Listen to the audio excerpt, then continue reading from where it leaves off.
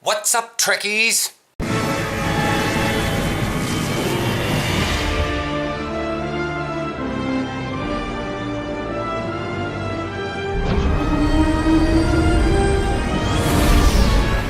So looks like at least for now we're alternating between console and PC. Seems to be how it's going. Both of them have a celebrating Star Trek's 51st anniversary, or birthday, anniversary, whatever, with Zay Films. Apparently the guy has a video tribute to the history of the franchise. And then for console, you're looking at week 2 rewards for Brushfire, which seems to be transphasic torpedo launcher. You will thus be able to get the set 2-piece of the House of Martok skirmisher configuration set. It increases crit chance and accuracy. Next week you'll have your 3-piece, which modifies special torpedo modes, high yield, spread, and transport warhead. Launch from House Martok torpedo launcher will briefly leave behind damage resistance buff on their target. Just go through, get your training thing, or specialization point if you need it.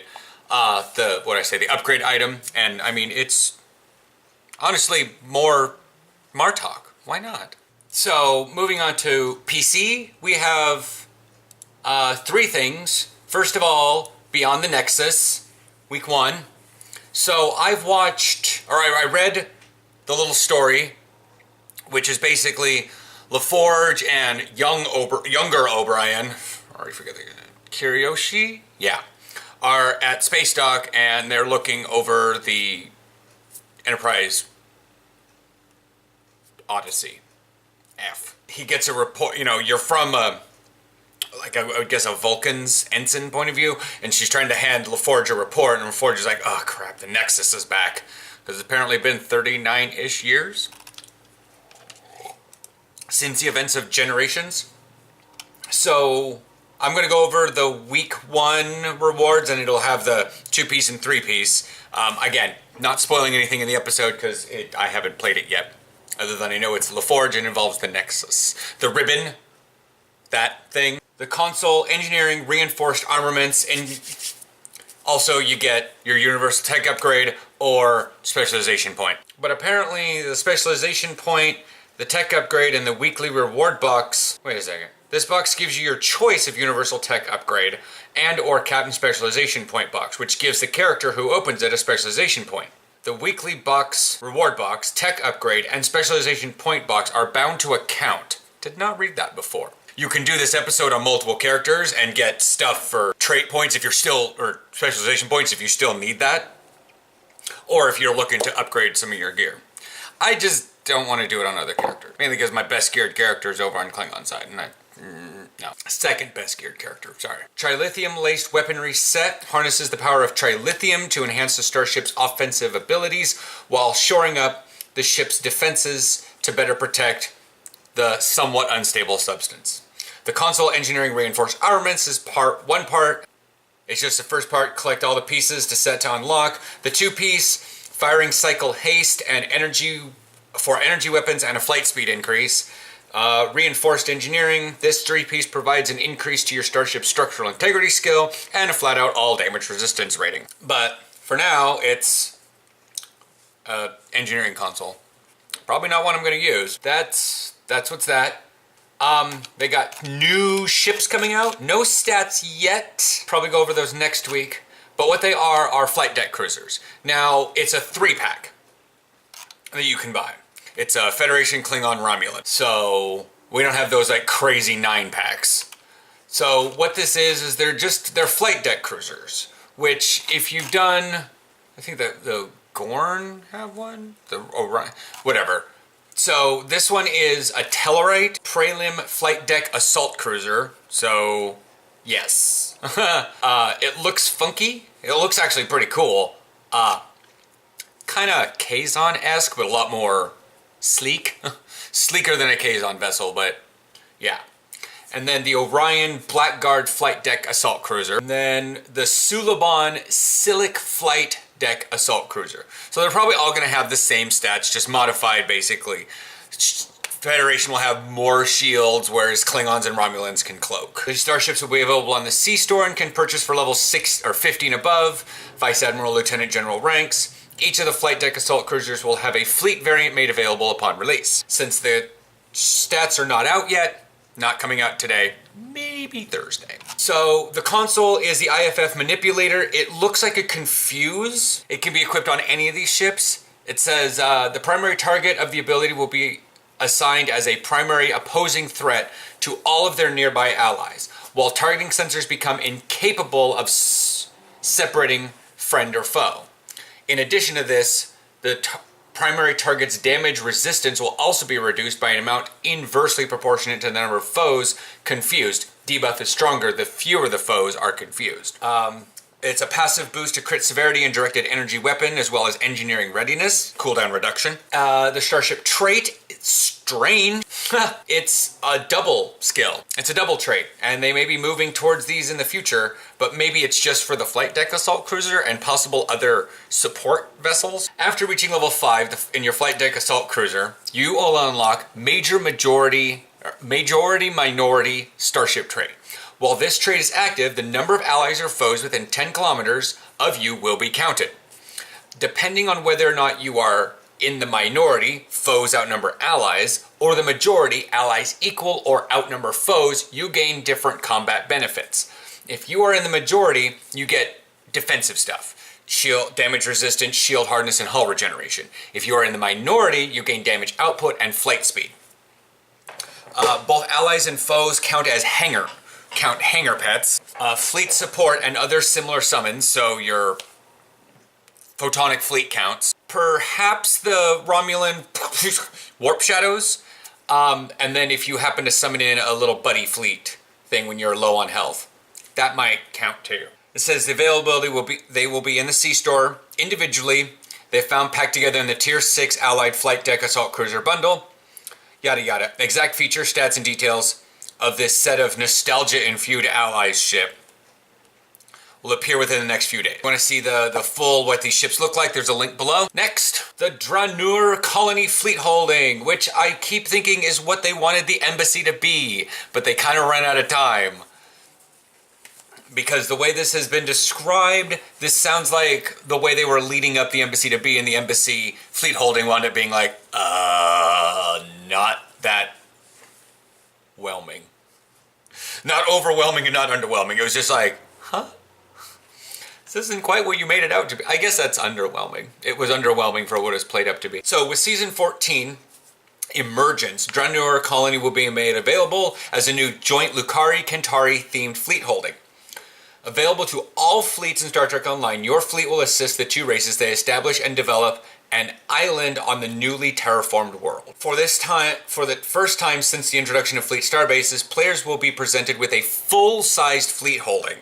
So 5 levels, not 3. Comprised of a primary track and 3 subtracks.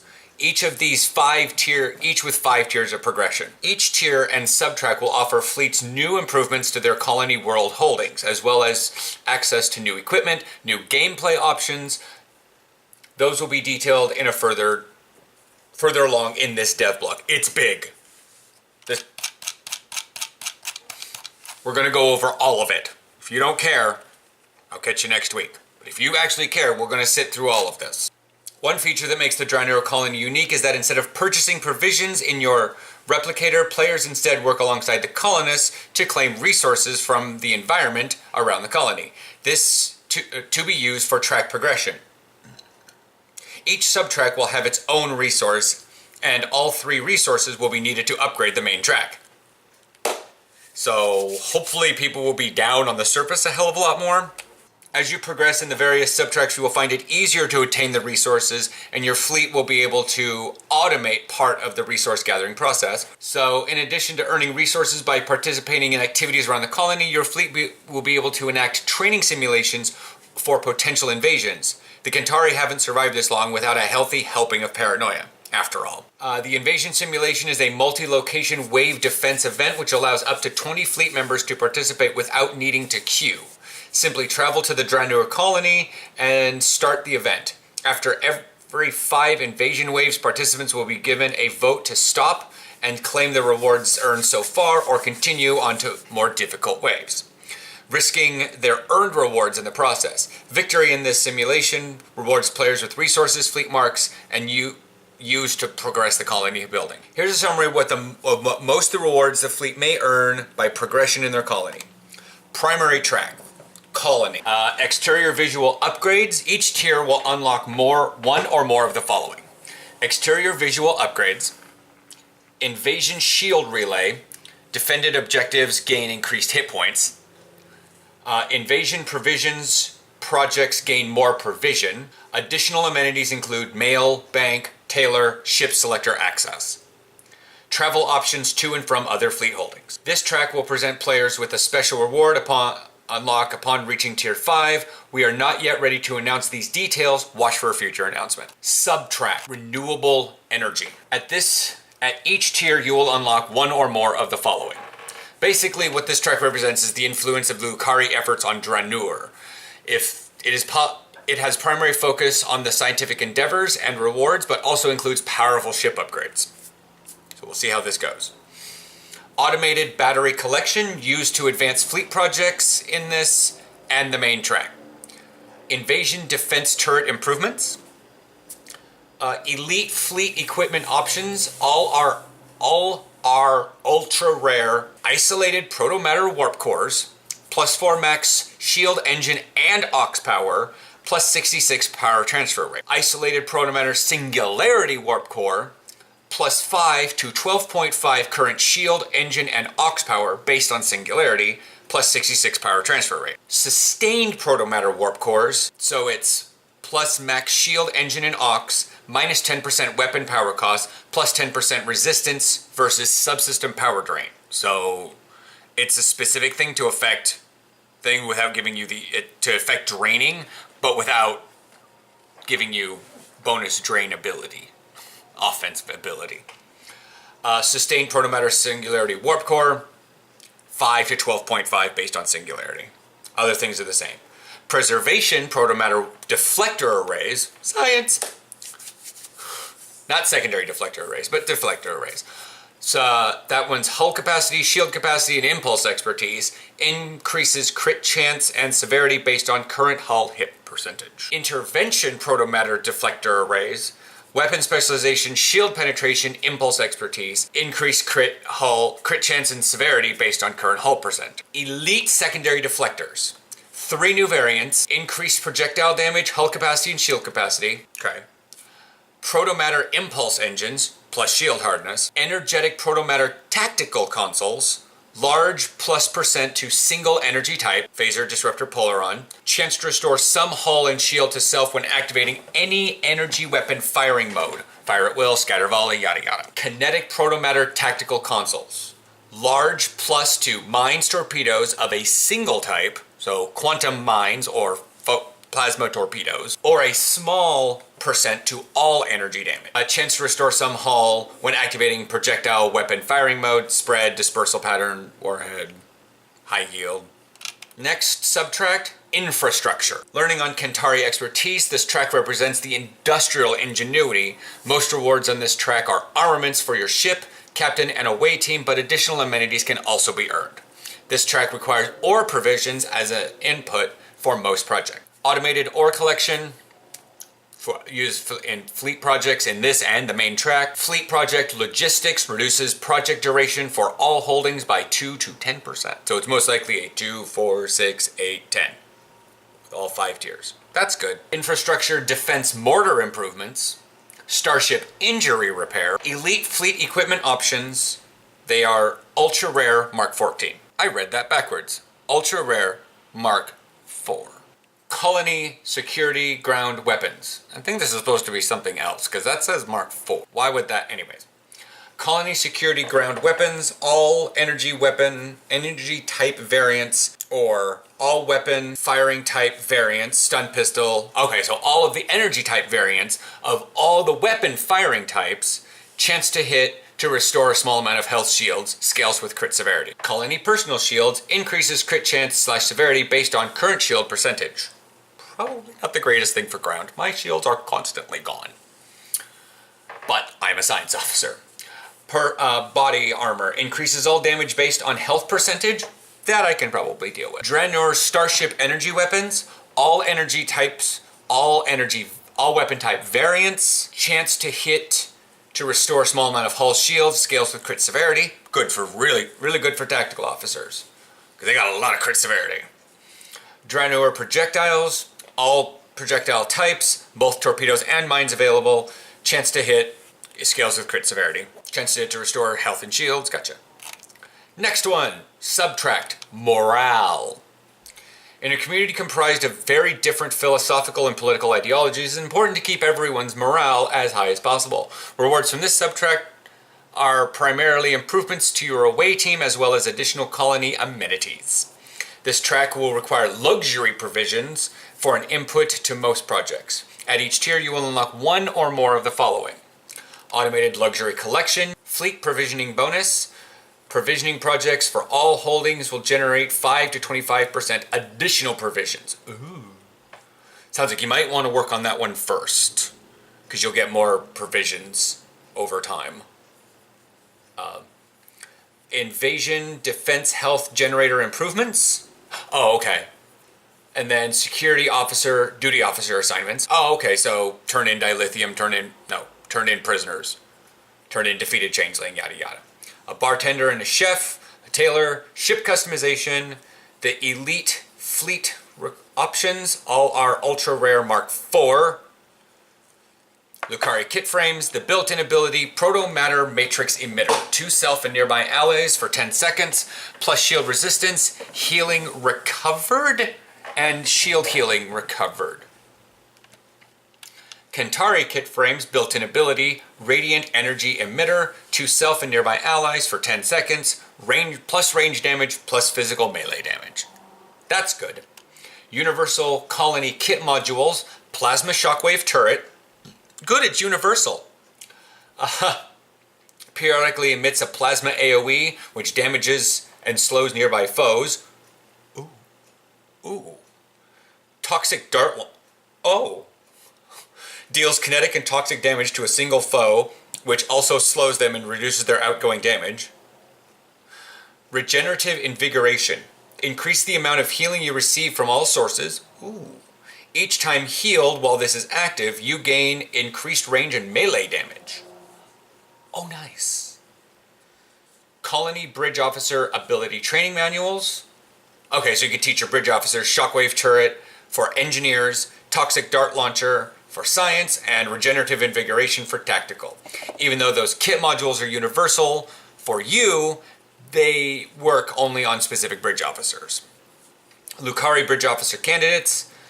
Engineering, science, and tactical variants available for recruitment. Special Lukari racial trait. Restorative proto-matter specialist. Space. Increased outgoing hull healing and shield healing. Might be useful, but that's, again, a bridge officer. Yeah. Kentari bridge officer candidates. Again, engineering, science, tactical variants available for recruitment. The Kentari racial trait. Ferocity. Kentari ferocity. Space. Each time you defeat an opponent, gain a stacking damage boost. I'm sorry, what? That's probably like a very small damage boost anyways. Cool. Fleet holdings are large projects that require multiple players in order to progress and earn rewards, or a few really rich people. In preparation for the release in the future, we will soon be unlocking the ability for fleets on the Triple Test server to progress at an increased speed and resources supplied at the Drozana test vendor. In order to help us ensure that all of the work players put in to progressing their fleet's new holding is as polished as possible. Watch for triple patch notes in the future. So that's that. Got the major thing coming in. I'm glad we actually got some information on that one.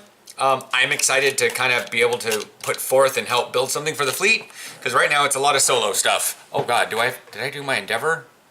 That's a little late to figure out. Anyways, I will chat with you guys next week. I'll probably give over ship stats of the Allied flight deck cruisers, which they'll probably be out by then anyways, but I'll still go over them. And then I'll probably give you my ideas on what I think of with the Nexus quest thing, because it sounds pretty cool. I mean, I watched the hell out of Generations, so I'll catch you guys next week. Bye.